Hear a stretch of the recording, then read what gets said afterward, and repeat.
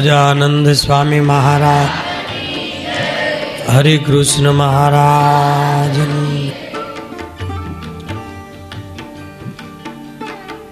મહાભારતના અનુશાસન પર્વમાં 117મા અધ્યાયની કથા શરૂ થઈ રહી છે.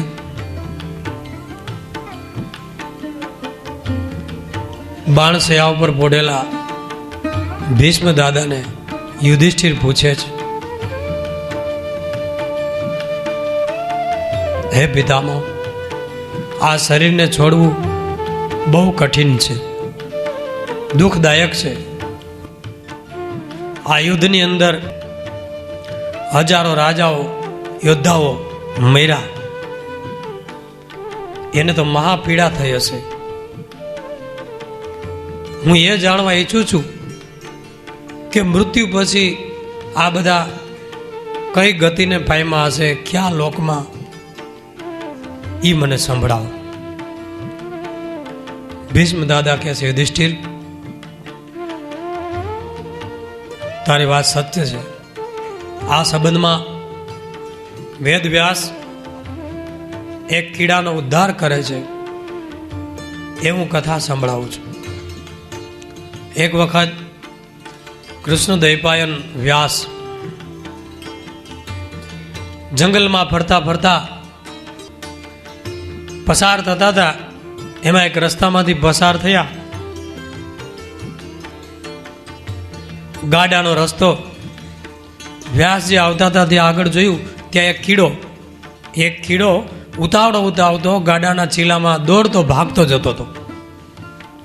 વ્યાસજી ત્રિકાળ-જ્ઞાની, સર્વ પ્રાણીઓની ભાષા જાણે, જીવ જંતુની પણ ભાષા જાણે. એને કીધું, હે કીડા, તું ઉતાવળો ક્યાં ભાગે છે? વ્યાસજીને કીધું કે તમને ખબર નથી કે જુઓ, એક મોટું ગાડું આવે છે, ગાડાનો પૈડાઓનો અવાજ સંભળાય છે, બળદનો અવાજ સંભળાય છે, માણસોનો અવાજ સંભળાય છે. ગાડું અહીંયા આવશે તો હું ચકદાઈ જઈશ, મારું મૃત્યુ થશે. મૃત્યુથી કોને ભય ન હોય, માટે હું બચવા માટે ભાગી રહ્યો છું. વ્યાસ ભગવાન કહેવા માંડ્યા, હે કીડા, તારા કીડાના શરીરમાં શું સુખ છે? અહીંયા તને શબ્દ, સ્પર્શ, રૂપ, રસ, ગંધ, કોઈ વિષયનું સુખ શું આમાં તને મળે છે? માટે તારું મૃત્યુ થાય એ જ તારે માટે સુખ છે કે બીજો જન્મ કાંઈક મળે? તો કીડો બોલ્યો, હે વ્યાસ, અહીંયા પણ અમને કીડાના શરીરમાં પણ અમારા જેવા સુખ તો અમને મળે જ છે. અહીંયા પણ અમને આનંદ છે.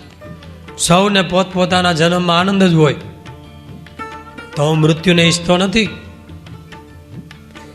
હે મુનિ, મેં પૂર્વે હું એક ભયંકર પાપી શૂદ્ર હતો. મેં બહુ લોકોને ધોઈતા, ધન ચોરી, લૂંટફાટ કરી. એના પાપે હું કીડો થયો છું. વ્યાસજી કે તે કાંઈ સારું કામ કર્યું પૂર્વે?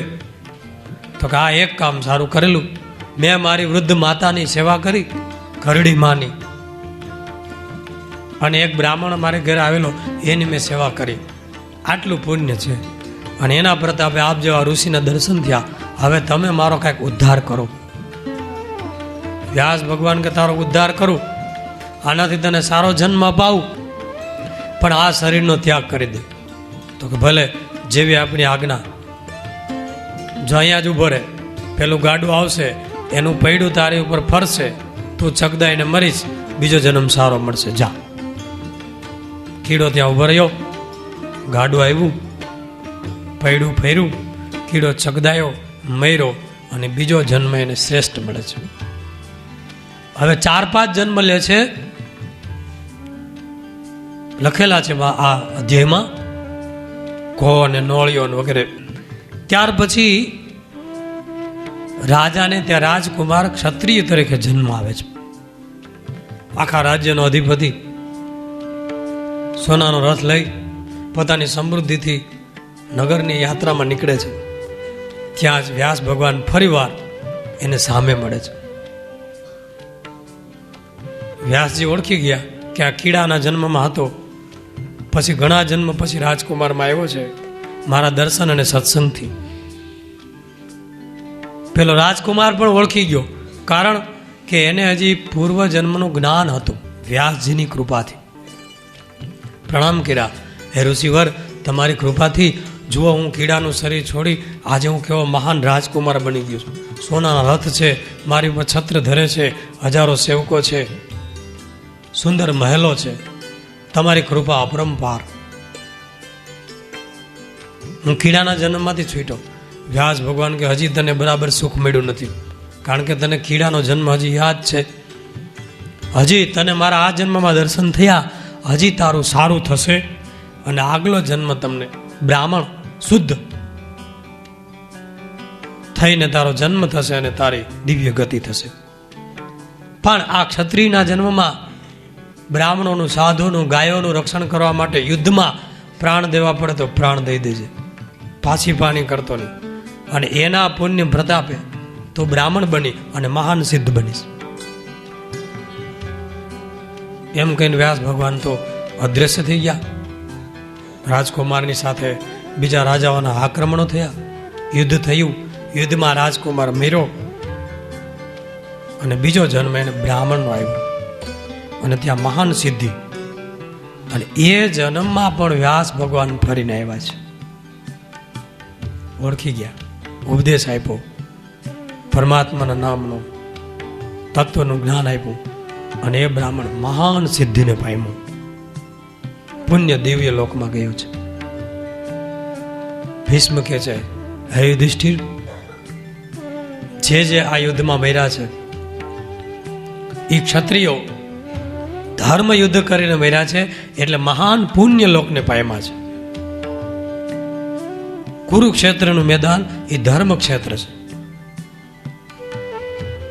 હે યુધિષ્ઠિર, હવે તારે કાંઈ પૂછવું હોય તો પૂછ. હવે હું પણ મૃત્યુની રાહ જોઈને બેઠો છું. ત્યારે યુધિષ્ઠિર કહે છે, એક પ્રશ્ન, હે પિતામહ, છેલ્લો એક પ્રશ્ન પૂછી લો, બોલ. તો કે આ જગતમાં સર્વશ્રેષ્ઠ દેવ કોણ છે? સર્વશ્રેષ્ઠ મંત્ર કયો છે? સર્વશ્રેષ્ઠ સ્તોત્ર, પાઠ કરવા યોગ્ય સ્તોત્ર કયું છે? ત્યારે ભીષ્મ દાદા યુધિષ્ઠિરને કહે છે કે 6 અક્ષરથી પર અવિનાશી પુરુષોત્તમ ભગવાન નારાયણ, એ જ એક દેવ, અંતિમ, એ જ સનાતન સત્ય, એ જ ભજવા યોગ્ય, કીર્તન કરવા યોગ્ય, અને એના જ નામનું સ્તોત્ર, એનો જ પાઠ કરવા યોગ્ય છે. હે યુધિષ્ઠિર, હું અંતે તમને વિષ્ણુ સહસ્ત્ર નામનો ઉપદેશ કરીશ. જે વિષ્ણુ સહસ્ત્ર નામ શિક્ષાપત્રીમાં ભગવાને 8 સત્શાસ્ત્રમાં માન્ય કર્યું છે. મહાભારતમાંથી 3 ગ્રંથો ભગવાન સ્વામિનારાયણે માન્ય કર્યા 8 સત્શાસ્ત્રમાં. એક શ્રીમદ ભગવદ્ ગીતા, બીજું વિદુર નીતિ અને ત્રીજું વિષ્ણુ સહસ્ત્ર નામ. એનો અર્થ કે વિષ્ણુ એટલે વ્યાપક એવા પરમાત્મા, સહસ્ત્ર એટલે 1000, નામ એટલે એના નામ છે દિવ્ય. ભગવાનના 1000 નામ વાળું સ્તોત્ર, જેવું સર્વમંગલ એનો સાર જરમંગલ, એ સ્તોત્રની અંદર બધા નામ સમાવિષ્ટ થઈ જાય છે. એટલે આપણે જનમંગલના પાઠ કરીએ છીએ. હે યુધિષ્ઠિર, તારે રાજ્ય ચલાવવું છે, સુખી થવું છે, માટે આ સ્તોત્રનો નિત્ય પાઠ કરજે.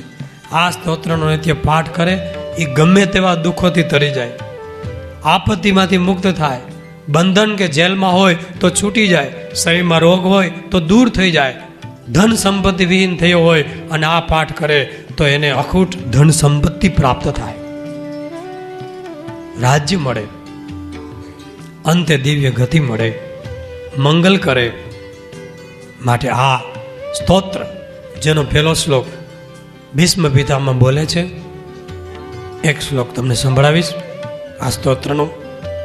વિષ્ણમ વિશ્વમ વિષ્ણુ વસટકારો ભૂત ભવ્ય ભવત પ્રભુ ભૂતકૃત ભૂતભૃત ભાવો ભૂતાત્મા ભૂત ભાવના. એક એક શ્લોકમાં એક એક અક્ષર દ્વારા આખા શ્લોક રચેલા છે. આનો બહુ વ્યાપક અર્થ છે કે પરમાત્મા ભૂત પ્રાણી માત્રનું સર્જન કરનારા, તેનું પાલન કરનારા એવા પરમાત્માનું કીર્તન કરું છું. આ વિષ્ણુ સહસ્ત્ર કીધું પછી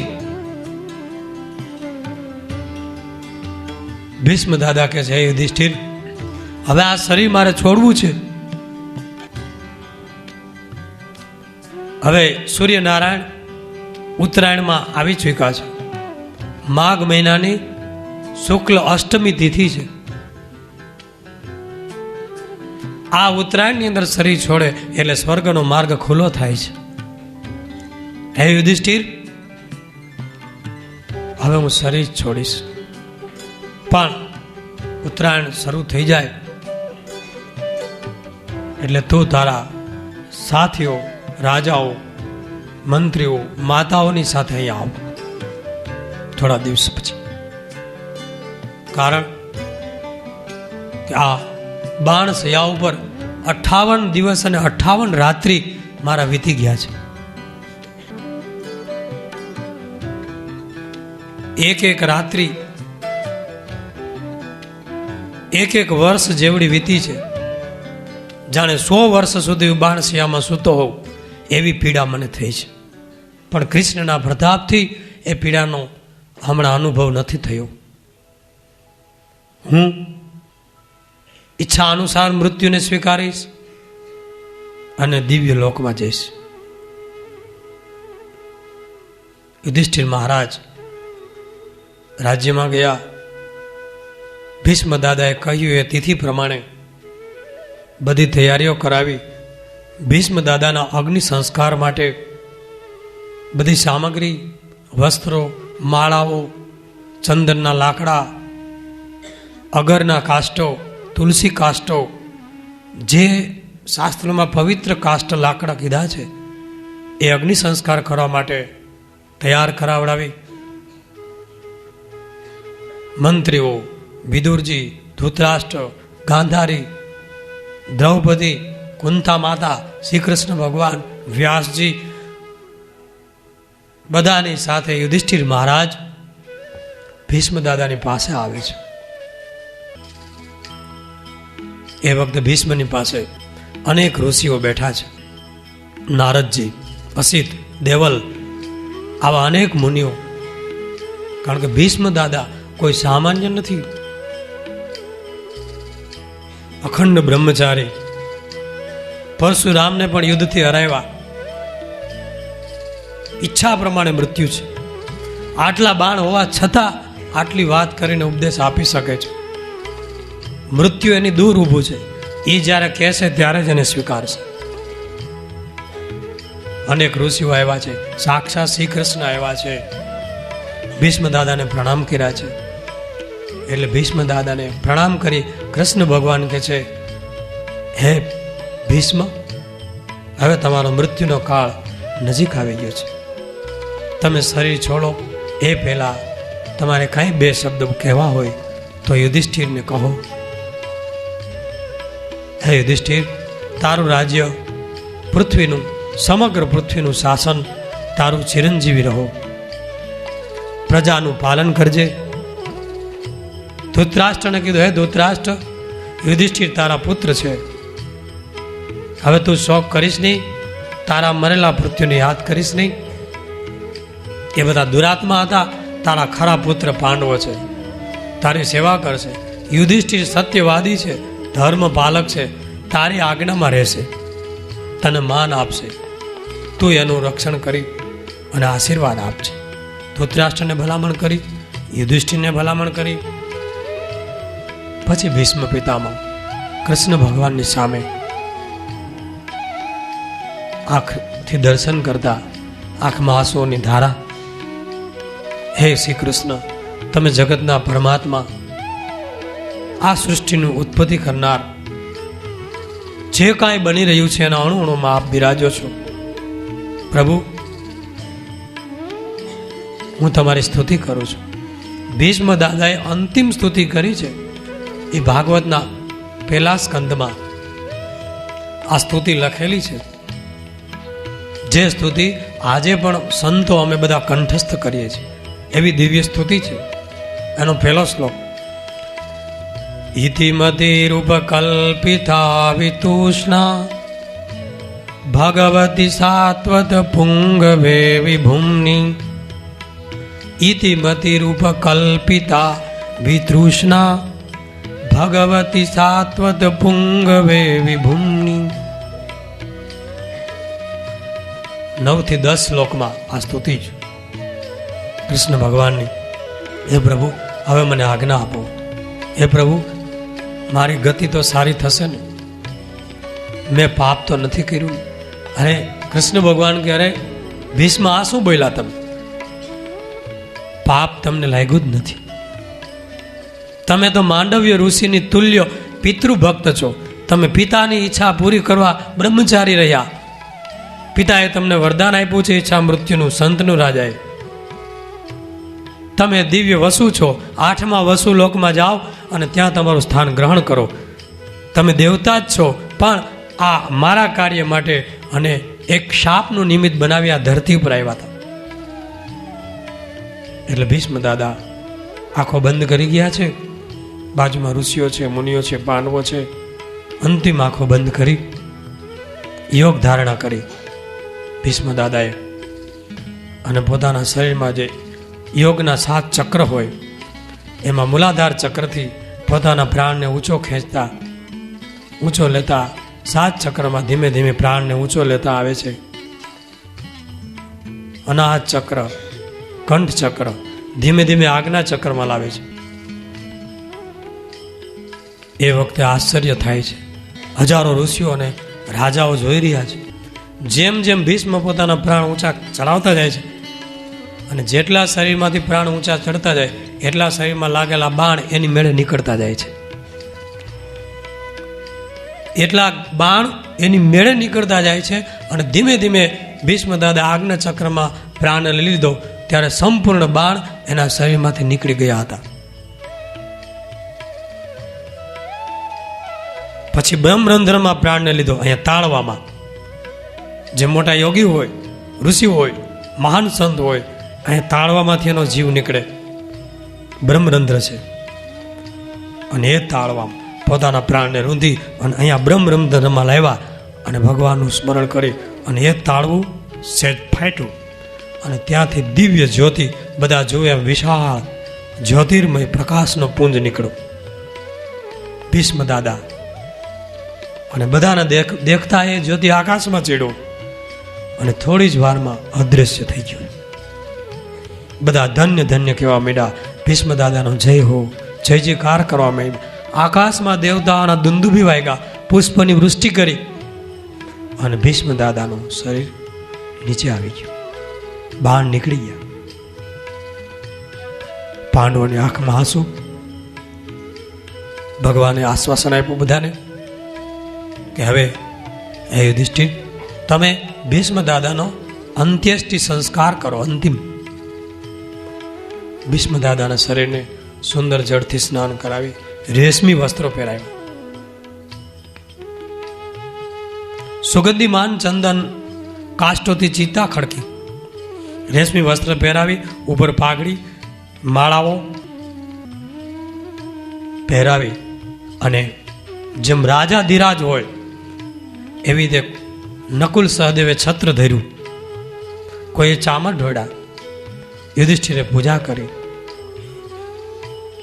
બ્રાહ્મણોએ વેદના મંત્રના ઘોષ કર્યા અને પછી ભીષ્મ દાદાના શરીરને ચિતા પર સુવડાવી ઉપર ચંદન તુલસી ના કાષ્ટ બિછાવી અને ચિતા ખડકી. ડાબી પ્રદક્ષિણા, અગ્નિ સંસ્કારમાં ડાબી પ્રદક્ષિણા કરવામાં. ડાબી કરતી પ્રદક્ષિણા ફરી ધૃતરાષ્ટ્ર, યુધિષ્ઠિર વગેરે અગ્નિ સંસ્કાર અગ્નિ મૂક્યો છે. સૌના દેખતા અગ્નિ ભળભળ સળગવા માંડ્યો છે.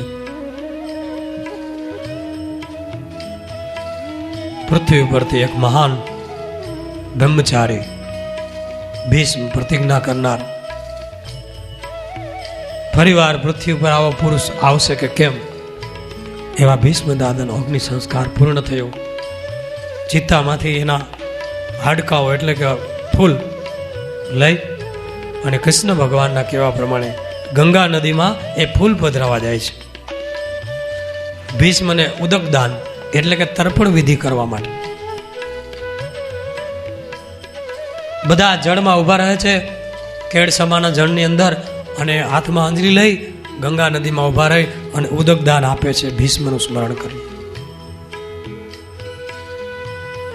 એ વખતે અચાનક આશ્ચર્ય બને છે. ગંગાના ધરામાં ખળભળાટ મચી જાય છે.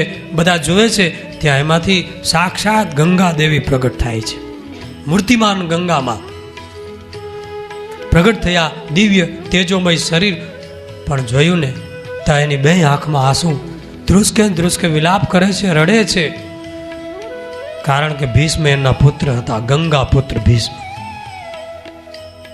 કરુણ વિલાપ કરે છે. અરે મારો સમર્થ પુત્ર ભીષ્મ એક શિખંડીના હાથે મરાયો. જેના હાથમાં બાણ હતું તો પરશુરામ ભગવાન જેવા ભગવાનને પણ હરાવી દીધા, એ મારા ભીષ્મને શિખંડીએ મારી નાખ્યો. એમ કરી બે આંખમાં આંસુને કરુણ વિલાપ ગંગા કરે છે. મારો પુત્ર કેવો સમર્થ, એકલા હાથે આખા પૃથ્વીના રાજાઓને હરાવી દીધા હતા. કાશી દેશના સ્વયંવરમાં અન્ય કન્યાઓનું હરણ કર્યું હતું, એ મારા ભીષ્મને શિખંડીએ મારી નાખ્યો.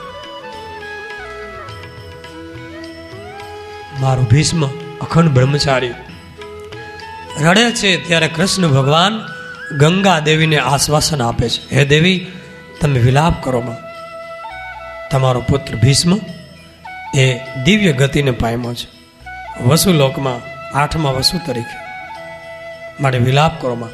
એ તો ક્ષત્રિય ધર્મનું પાલન કરી અને વીર ગતિને પામેલ છે. જે ક્ષત્રિય શુરવીરતાથી યુદ્ધમાં લડીને મરે છે એને સ્વર્ગ મળે છે. તમારા પુત્ર ભીષ્મ વસુલોકમાં ગયા છે. ગંગાજીને આશ્વાસન આપ્યું અને હે ગંગા, તમારો પુત્રને શિખંડીએ નથી માર્યો, તમારા પુત્રને અર્જુને માર્યો છે. શિખંડી તો નિમિત્ત હતો, અને અર્જુનને હાથે જેટલા માર્યા છે એ બધાને દિવ્ય ગતિ મળી છે. અર્જુન એ નર છે અને હું નારાયણ છું. ગંગા દેવીને થોડું આશ્વાસન મળ્યું છે. સૌના દેખતા જ એ આંખો લૂછી અને ગંગાના ધરાની અંદર અદૃશ્ય થઈ ગયા છે.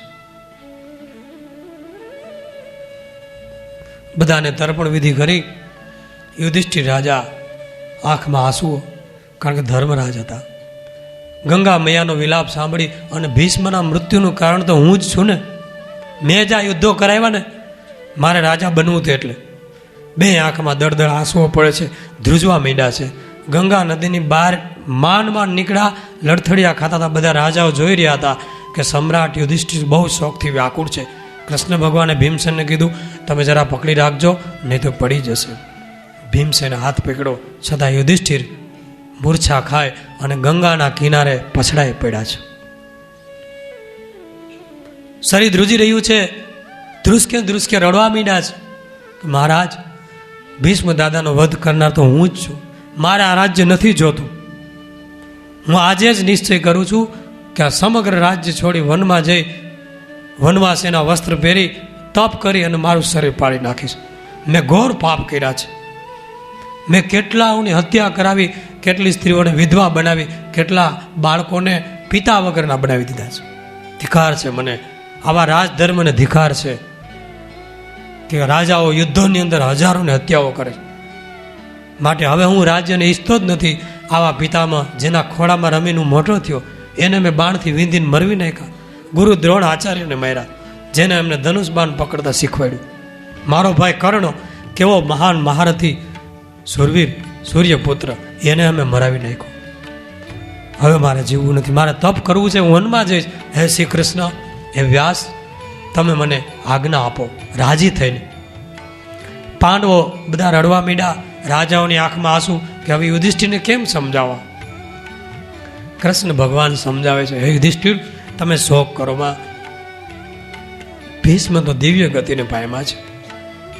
અને આમાં તમારી ઈચ્છાથી યુદ્ધ નથી થયું, એ દુર્યોધનની દુર્મતિથી, કૌરવોની દુર્બુદ્ધિથી થયું છે. એને તો આપણે 5 ગામ માંગ્યા હતા, એ પણ નહોતા આપ્યા. અને ક્ષત્રિયનો ધર્મ છે ધર્મનું શાસન કરવું. એ લોકો અધર્મી હતા, આપણે ધર્મની સ્થાપના માટે એને મારેલા છે. આમાં તમને કોઈ પાપ નથી લાગ્યું? પછી વ્યાસ ભગવાનને કે તમે સમજાવો. વ્યાસ ભગવાન સમજાવે છે, હે યુધિષ્ઠિર, મેં તને કેટલો ઉપદેશ આપ્યો, ભીષ્મ દાદાએ કેટલો ઉપદેશ આપ્યો, શ્રી કૃષ્ણ કેટલા સમજાવ્યા,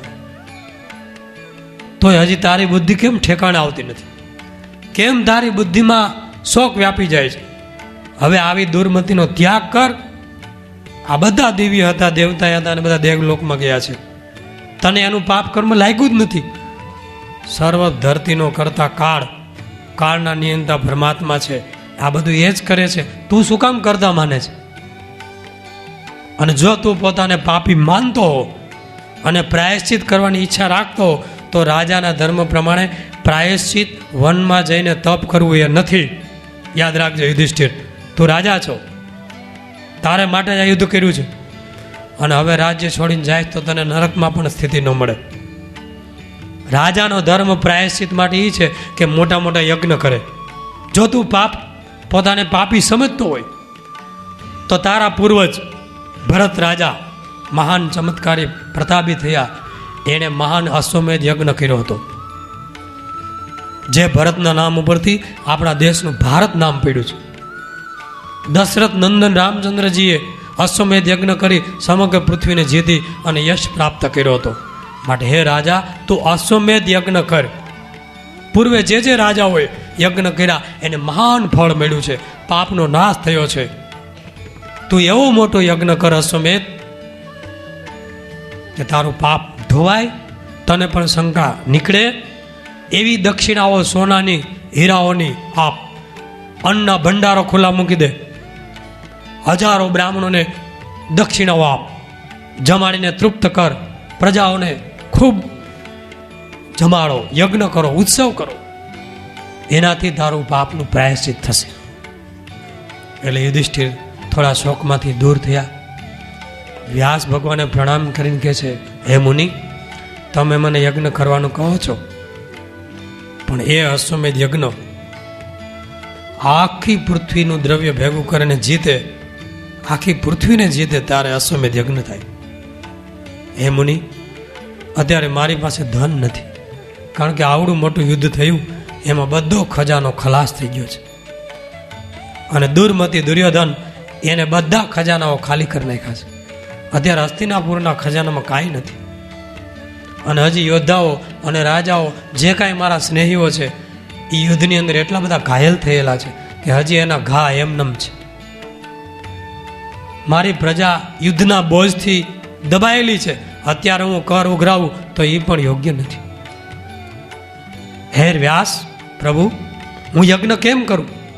મારી પાસે ધન નથી. ત્યારે વ્યાસજી કહે છે, હું એનો ઉપાય બતાવું તને. પૂર્વે મરુદ નામનો મહાન રાજા થયો છે. એને જેવો યજ્ઞ કર્યો આ ધરતી ઉપર કોઈ કરી શક્યો નથી. એ મરુદ રાજા મેરુ પર્વત, હિમાલય પર્વત, એની પાસે મોટો યજ્ઞ કરી અને એને યજ્ઞમાં એટલું બધું દાન આપ્યું, સોનાનું, હીરાઓનું, ખજાના લૂંટાવ્યા કે જેટલું ઉપડે એટલું લઈ જાઓ. બ્રાહ્મણોને તો એટલું દાન આપ્યું કે જેનાથી જેટલું ઉપડે એટલું લઈ જાઓ. અને જેટલું ઉપડે એટલું લઈ ગયા, અને ન ઉપડ્યું એ બધું જ દાન, સોનું એ હજી ત્યાં પડ્યું છે. માટે તું ત્યાં જા, તારા ભાઈઓને કહી, આ ભીમસેન આદિકને કહી અને બધું સોનું અહીંયા લાવો હસ્તિનાપુરમાં, અને મોટો અશ્વમેધ યજ્ઞ કરી અને સમગ્ર ધરતીમાં તમારો યશ ફેલાવો. યુધિષ્ઠિર પ્રસન્ન થયા કે હે મહામુનિ, તમે સારો ઉપાય બતાવ્યો, પણ હું એ જાણવાની ઈચ્છા રાખું છું કે એ મરુત રાજા, એને એટલું બધું સોનું ક્યાંથી મળેલું? એને આવો મોટો યજ્ઞ કેવી રીતે કરેલો? એ મરુત રાજા એવો તો કેવો મોટો હતો કે મેં સાંભળ્યું છે કે ઇન્દ્ર પણ એની ઈર્ષા કરતો અને ઇન્દ્ર પણ એની પાસે આવતો. હા, વાત સાચી છે. સાંભળ મરુત રાજાની, મનુ રાજા બ્રહ્માના પુત્ર મનુ થયા અને મનુના વંશમાં કરંધમ નામનો રાજા થયો, જેને પોતાના બાહુનું મંથન કરી અને સેનાઓ ઉત્પન્ન કરી અને એવો ચમત્કારિક રાજા થયો, ફૂંક મારી હાથી ઘોડાઓ રથ બધું બનાવી દેતો, સોનું પણ. આવો ચમત્કારિક રાજા થયો. અને એ રાજાના વંશમાં અવિક્ષત નામનો રાજા થયો અને એનો પુત્ર મરુત. આ રાજાઓ એવા સમર્થ હતા, ધરતી આખી એક જ રાજાના છત્ર નીચે હતી. 14 લોકમાં ધરતી એક એનો લોક હતો અને ઉપરનો સ્વર્ગલોક એનો ઇન્દ્ર પણ એની ઈર્ષા કરતો, એની સ્પર્ધા કરતો. કારણ કે ઇન્દ્ર એક લોકનો રાજા અને ધરતી લોકનો રાજા મરુત. એટલે મરુત રાજાને એમ થયું કે હું પણ ઇન્દ્ર પદવી મેળવું, એવો યજ્ઞ કરું કે ઇન્દ્ર પણ મારાથી ઝાંખો પડી જાય. એ ઇન્દ્રને ખબર પડી એટલે એને બૃહસ્પતિને બોલાવ્યા, દેવના ગુરુ. હે ગુરુ, તમને મરુત રાજા બોલાવવા આવે કે મારા દ્વારા યજ્ઞ કરાવો તો યજ્ઞની ના પાડી દેજો, કે મનુષ્ય લોકના મરી જાય એવા રાજાને હું યજ્ઞ કરાવતો નથી. જો તમે એને યજ્ઞ કરાવશો તો હું તમારો ત્યાગ કરીશ. બૃહસ્પતિ કે હું સ્વર્ગના રાજા ઇન્દ્રને મૂકીને હું થોડો મૃત્યુલોકના રાજાને યજ્ઞ કરાવવા જાઉં? નહીં જાઉં. ઇન્દ્ર કે તો બસ. હવે મરુત રાજા યજ્ઞની શરૂઆત કરી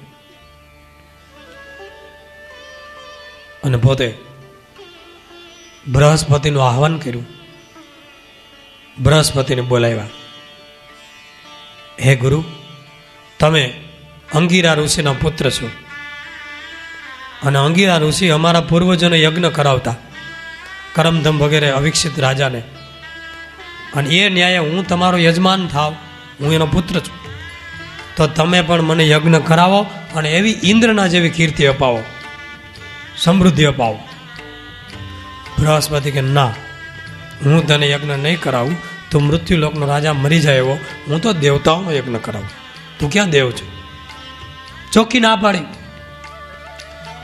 એટલે નિરાશ થયેલ મરુત રાજા પાછા ફેર્યા પૃથ્વીલોક ઉપર. એ આવતા હતા ઉદાસ, ખિન્ન ચહેરો, કે હવે મારે જીવીને શું કરું? મારો યજ્ઞ તો મારા પુરોહિતે ના પાડી. કા આત્મહત્યા કરી લઉં? શું કરું? યજ્ઞ નહીં થાય. અને યજ્ઞ કરનાર આવો સમર્થ પુરોહિત હોય તો જ યજ્ઞ દેવતાઓને પહોંચે. એમાં રસ્તામાં મરુત રાજાને નારદજી મળ્યા છે. નારદજીએ ઉદાસ જોઈને મરુતને પૂછ્યું કે કેમ આટલો બધો ઉદાસ? તું તો સમગ્ર પૃથ્વીનો રાજા, પૃથ્વીલોક. તો કે હું બૃહસ્પતિ પાસે ગયો, એને મને યજ્ઞ કરાવવાની ના પાડી. એ કે હું મરી જાય એવા યજ્ઞ ન કરાવું. નારદ કે ચિંતા કરો માં, એ બૃહસ્પતિનો નાનો ભાઈ સમર્થ, એ પણ મહાન છે, સમર્થ, શક્તિશાળી છે. એ અત્યારે પાગલની પેઠે ઘૂમી રહ્યો છે ધરતી લોક ઉપર. એને મળ, એ યજ્ઞ કરાવશે અને ઇન્દ્રના જેવી તને કીર્તિ અપાવશે. તો કે સમર્થ? હા, એ કે બૃહસ્પતિનો નાનો ભાઈ છે, એ બે ભાઈઓને ડખો થયો છે, એટલે બૃહસ્પતિ એનું બધું લૂંટી એને કાઢી મૂક્યો છે. એટલે શિવજીને પ્રસન્ન કરવા એ કાશી નગરીમાં પાગલની જેમ વસ્ત્રો કાઢી નગ્ન સ્થિતિમાં દિગંબર ભટકે છે. તો કે મારે એને ઓળખવા કેમ? અને એ એવો સમર્થ હોય ને હું જાઉં મને બાળી નાખે તો કે તારે ક્રોધ નહીં કરવાનો, એની પાછળ જવાનું. તો કે એને કેવી રીતે મળવું? તો કે પાગલની જેમ નગ્ન અવસ્થામાં ભટકે છે. કાશીમાં જા જતું. કાશી નગરીમાં જઈ અને દરવાજા ઉપર એક માણસનું મળદું લઈ અને લટકાવી દેજે મુખ્ય દ્વાર ઉપર. સવારમાં તારે છુપાઈને જવાનું કે જે મનુષ્ય આવી પાગલ સ્થિતિવાળો હાઈલો આવતો હોય, મળદાને જોઈ તરત પાછો વળી જાય, એની પાછળ તું જાજે. એ જ સમર્થ હશે. અને ગમે તેમ કરી એને પ્રસન્ન કરી લેજે અને યજ્ઞ કરાવશે તારો. તો કે ભલે. મરુત રાજા આ પ્રમાણે કાશી નગરીમાં ગયો. મળદું લાવી કાશીના મુખ્ય દ્વાર ઉપર લટકાવી દીધું. સવારમાં અંધારું હતું, ત્યાં આ સમર્થ પાગલ જેવી અવસ્થા, નગ્ન, ચાલ્યા આવે છે. આ મળદું જોયું, તરત ચમકીને પાછા ફર્યા એટલે આ મરુત રાજાની પાછળ આગળ આગળ પેલા મીના પાગલની જેમ દોડવા આવી દોડ્યો. એટલે પેલા સમર્થને ખબર પડી કે કોઈક મારી પાછળ આવે છે, એટલે હાથમાં પથરાઓ, ધૂળ, માટી, કાદવ જે હાથમાં આવ્યું લઈને મીના મારવા મરુત રાજાને. અને ભયંકર તિરસ્કારને અપમાન કર્યું, છતાં મરુત રાજાની પાછળ ગયા. ત્યારે ઓલા સમર્થ ઋષિ એક વૃક્ષની છાયામાં બેસી ગયા. એટલે રાજા ત્યાં ગયો, પ્રણામ કર્યા. સમર્થે પૂછ્યું, કોણ છો? કેમ મારી પાછળ આવે છે? બાળીને ભસ્મ કરી નાખું, બલ તને કોણે મોકલો છે? તો કે આપ સમર્થ ઋષિ છો, હું ઓળખી ગયો છું, બૃહસ્પતિના ભાઈ છો, અને મારો યજ્ઞ કરાવવા માટે હું તમને બોલાવા આવ્યો છું. તો કે મારી ઓળખાણ તને આપી કોણે? સાચે સાચું કહેજે, મને કોઈ ઓળખી ન શકે ધરતી ઉપર. જો ખોટું બોલ્યો તો તારું માથું 100 ટુકડા થઈ જશે ને અહીંયા તારું મૃત્યુ થઈ જાય. તો કે મુનિરાજ કોપ કરતા નહીં, મને નારદજીએ મોકલેલ છે. નારદજી અત્યારે ક્યાં છે? તો કે એ હમણાં જ અગ્નિમાં પ્રવેશ કરીને અદૃશ્ય થઈ ગયા છે. ત્યારે સમર્થે વાત સાચી માની. તો કે મારી પાસે તારે યજ્ઞ કરાવો? તો કે હા.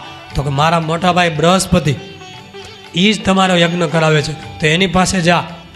તો કે એની પાસે ગયો, એને ના પાડી, મારું અપમાન કર્યું. એણે કીધું કે હું મરી જાય એવાને યજ્ઞ ન કરાવું, માટે હું તમારે શરણે આવ્યો છું.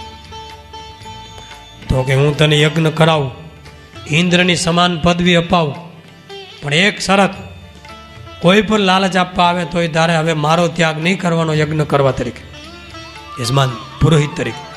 તો કે હું વચન આપું છું.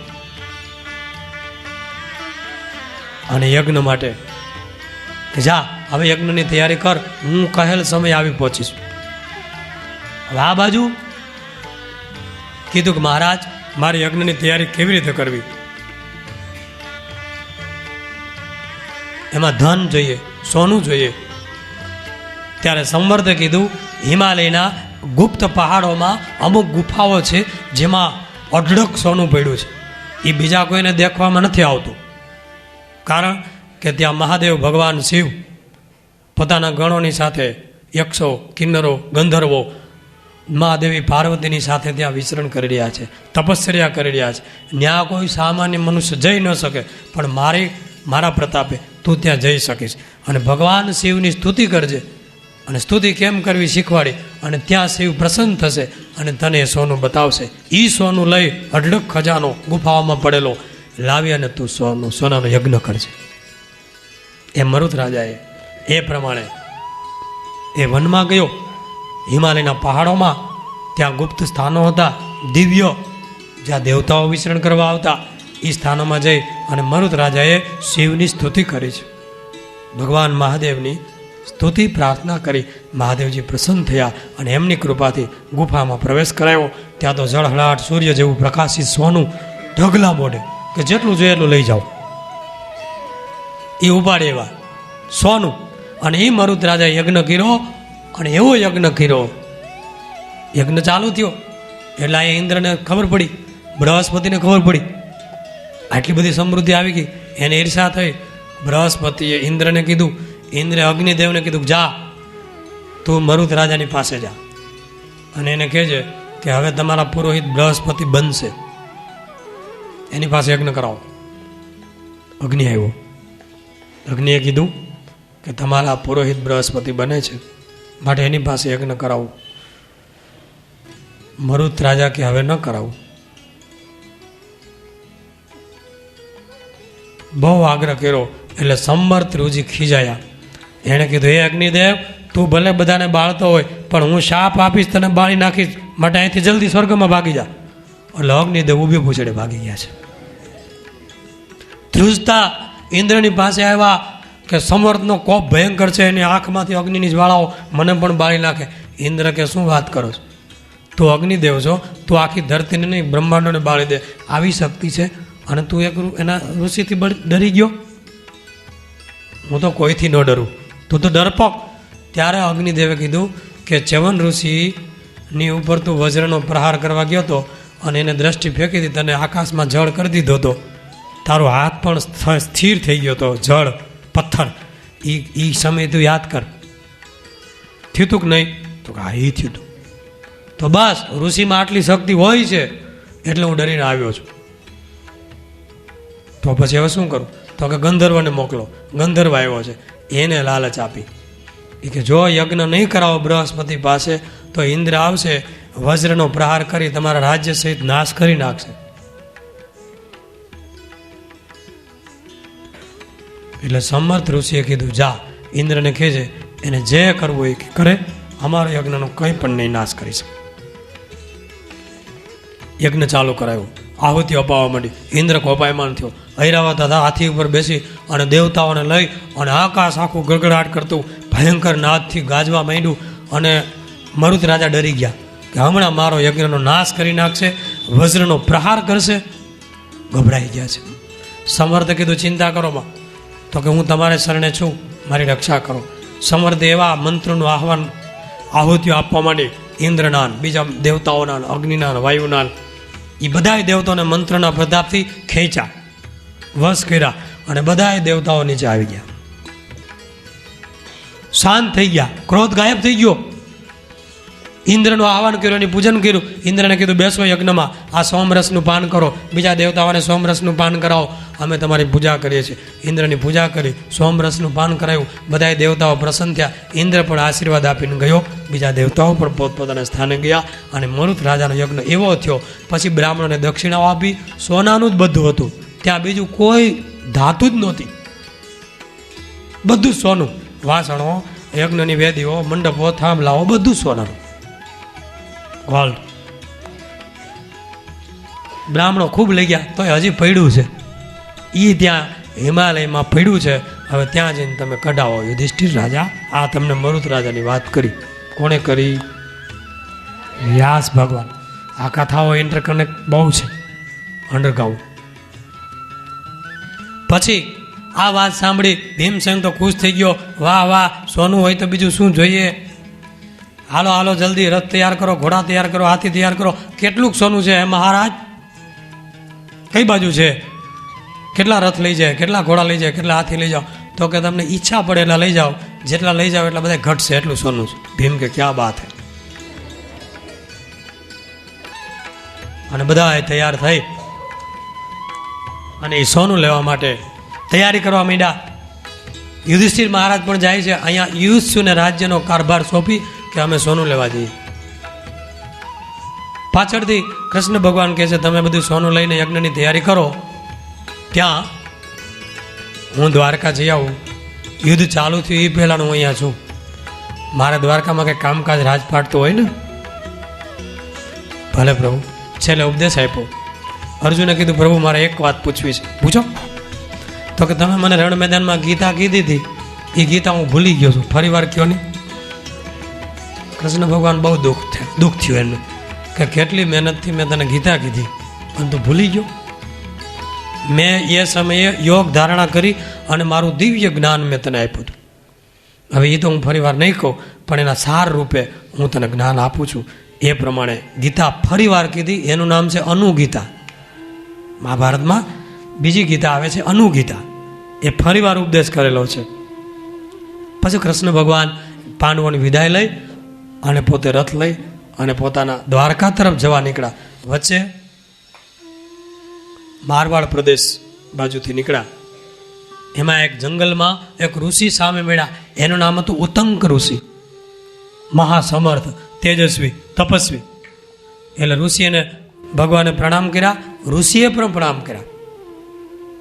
ઋષિ ભગવાનને પૂછવા માંડ્યા, હે શ્રી કૃષ્ણ, તમે કૌરવ પાંડવોનું સમાધાન કરવા ગયા હતા, હું આશા રાખું છું એ બંનેનું સમાધાન થઈ ગયું હશે, હવે શાંતિથી રહેતા હશે, કારણ કે તમે ગયા હો એટલે તો સમાધાન થઈ જ જાય. તો શું સમાચાર છે? કૃષ્ણ ભગવાન કહે, હે મહામુનિ, તમને ખ્યાલ નથી, કોઈ સમજ્યા નથી, અને મહાભયાનક યુદ્ધ થયું. એમાં બધામાં સેનાઓ, યોદ્ધાઓ, રાજાઓ તમામ મર્યા છે. મહાઘોર સંહાર થઈ ગયો છે. ફક્ત ભાઈ પાંડવો, હું, યુયુત્સુ, વિદુરજી, કૃતવર્મા, કૃપાચાર્ય, સાત્યકી આટલા બચ્યા છે. બાકી બધાનો નાશ થઈ ગયો. એ નાશ થઈ ગયો, સંહાર આવો સાંભળ્યો તો આ ઋષિનો ક્રોધ સમ રૂવાડા બેઠા થઈ ગયા. શ્રી કૃષ્ણ, તમે ધાર્યું હોત તો યુદ્ધ રોકી શકો, તમે યુદ્ધ રોક્યું મહાસંહાર ઉપર ઉભા રહીને કરાવ્યો, હું તમને શાપ આપી દઈશ. કૃષ્ણ ભગવાન કે મહામુનિ થોડી ધીરજ રાખો, મને શાપ આપતો હોય તો આપજો, પણ હું પહેલાં કવિ સાંભળી લો પછી આપજો. શું કહેવું છે? તો કે હું કોણ છું એ તમે જાણો છો? હું નારાયણ છું, સર્વવ્યાપક પરમાત્મા. છતાં મનુષ્ય શરીર ધારણ કરીને આવ્યો છું. મેં મનુષ્ય ભાવથી કૌરવ પાંડવોમાં સંધિ સમાધાન કરવા બહુ પ્રયત્ન કર્યા. હું પોતે દૂત બની, શાંતિ દૂત બનીને ગયો. પાંડવો માટે 5 ગામડા માંગ્યા, એની પણ દુર્યોધન અને કૌરવે ના પાડી. ત્યાર પછી યુદ્ધના સંઘ ફૂંકાયા છે. મહામુનિ, મને દોષિત ઠરાવવામાં દોષિત દુષ્ટ કૌરવ અને દુર્યોધન છે, એમ જ્યાં ભગવાને કીધું એટલે મુનિનો ક્રોધ ગાયબ થયો છે. એ મહારાજ, હું તમને ઓળખી ન શીખો, તમે તો પરમાત્મા છો. મુનિ પગમાં પડી ગયા. એટલે ભગવાને કીધું, હવે તમારે કાંઈ વર માગવો હોય તો મારી પાસેથી માગી લ્યો. એટલે ઋષિએ વરદાન માગ્યું કે અમારા માળવાડ પ્રદેશમાં પાણીની બહુ તંગી રહે છે, તો ત્યાં પાણી ખૂબ અહીંયા રહે, ભરપૂર જળ, એવો આશીર્વાદ આપો.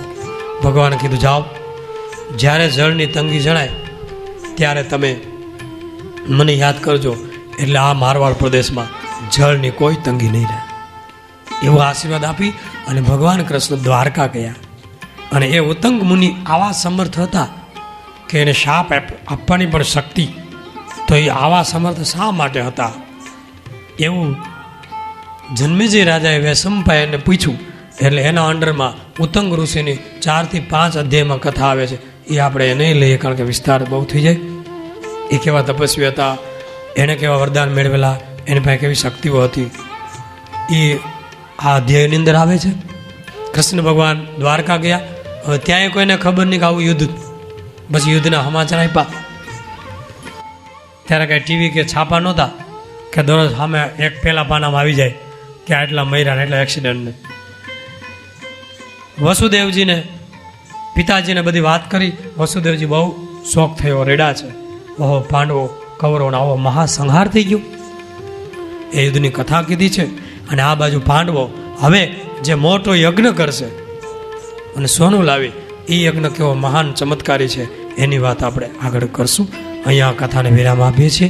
બોલો સહજાનંદ સ્વામી મહારાજ, હરે કૃષ્ણ મહારાજ.